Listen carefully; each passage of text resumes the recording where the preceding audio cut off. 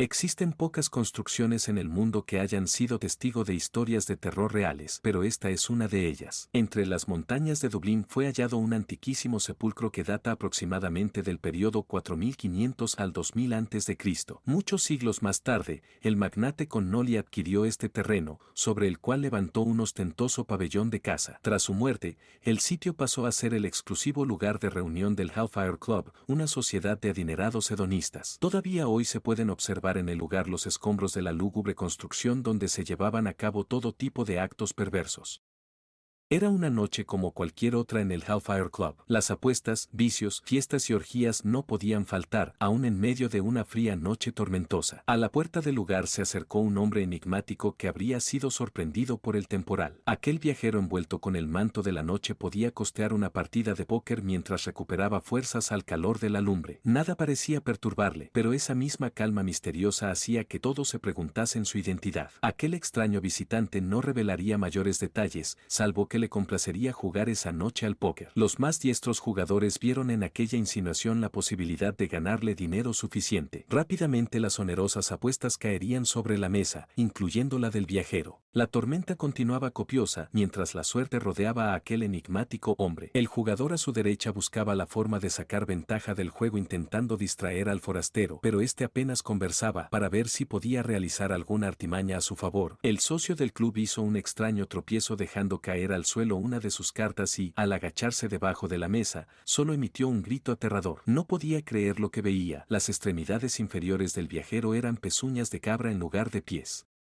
Al advertir con el alarido, todo el club quedó a la expectativa, posando sus miradas en el enigmático forastero. El príncipe de las tinieblas hizo la revelación de su presencia en el Hellfire Club, el sitio en el que, durante años, se le había rendido culto en medio de los más pecaminosos encuentros de sus socios. Poco se supo de cómo terminó aquella noche. Lo que sí se sabe y aún se comenta es que, a la mañana siguiente, solo quedaron los vestigios humeantes de la edificación, y trazando un camino de salida, quedaron plasmadas en la tierra las huellas de herraduras de un par de patas de cabra.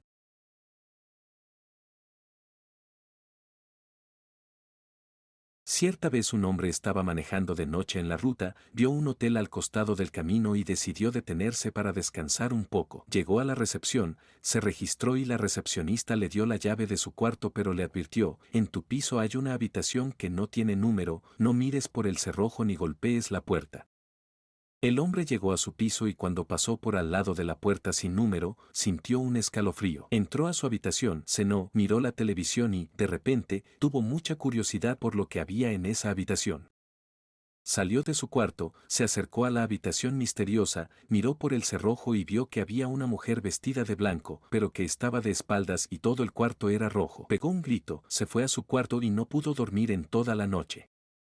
Al día siguiente, antes de irse, pasó a dejar las llaves por la recepción y no pudo evitar decirle a la recepcionista, miré por el cerrojo. ¿Y qué viste? Le dijo ella. Vi a una mujer. La recepcionista le respondió, te dije que no miraras, allí se murió una mujer en extrañas circunstancias y su fantasma vive en esa habitación hasta hoy. Todos los que miraron por el cerrojo aparecerían muertos a los pocos días.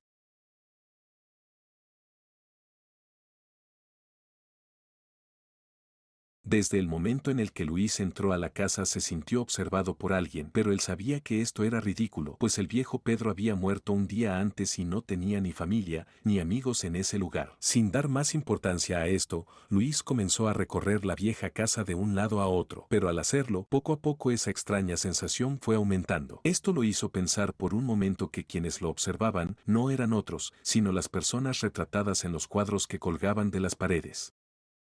Sin embargo, Luis creyó que eran solamente sus nervios los que lo habían traicionado nuevamente, así que no dudó en seguir con su camino en medio de las miradas tétricas y vacías de aquellas pinturas. Tras apenas unos minutos de haber entrado a la casa, Luis encontró una puerta cerrada con llave. Pensando en ese momento que más allá de la puerta tenía que estar lo que él buscaba, Luis forzó la cerradura de la misma forma en la que lo había hecho con la puerta de la entrada. Después de abrir la puerta, Luis entró al cuarto e inmediatamente su atención se posó en un altar sobre el cual estaban un par de velas aún encendidas y otra pintura más.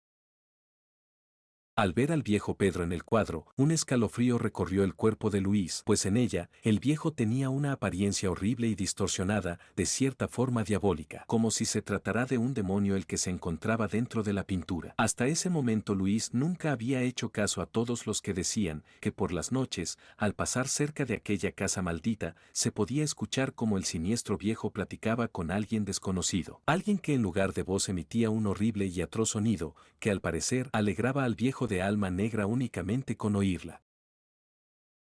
A Luis jamás le importaron estas historias, a él solamente le importaba una cosa del viejo Pedro, su dinero. Pensando en esto, Luis súbitamente sintió que había alguien atrás de él, y de inmediato su sangre se volvió tan fría como el hielo, a causa del horror de lo que esto significaba. Todos aseguran que en la misma noche en la que Luis desapareció para siempre de este mundo, se escuchó una vez más la macabra risa del viejo Pedro. Es por esto que nunca nadie pasó otra vez cerca de la casa del viejo, pues además de haber muerto una noche antes, todos sabían que el único capaz de hacer reír al maldito viejo no era otro más que el demonio mismo.